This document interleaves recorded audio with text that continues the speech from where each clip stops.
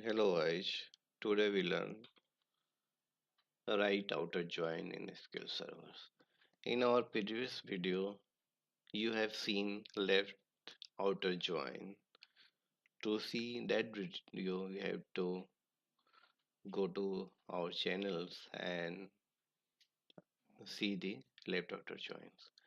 Here we understand how right outer join works. Here you see in a diagram that is customers and there is order tables. In right outer join say return all the records from the right table means order tables and the match records from the left table that is customer tables. Here we get the result from SQL outer joins and there is syntax like select star, select column name which you want to show and from customers LIC and there is right outer joins here joins to orders on realize name O on C dot.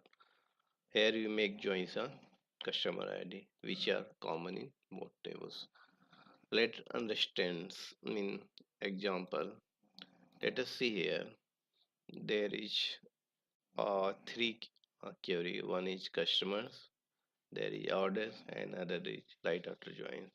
If we run two two these ones and execute, we get from the customer table, there is three records. In order tables, there is two records. Most probably, if we make the right outer joins, possibility that we get only two records from these tables and match those from the table one. Let us run our right outer joins. Make on both table customers and orders. See here, select column names, customer ID, customer name, address, order ID, order date, order amount, and from customers we make LIC right outer join orders O on C dot customer ID equal to O dot customer ID and then they both run the all queries. Here you see from the first table you get three records, from second table orders, and from the right outer join we give only two records which are matching.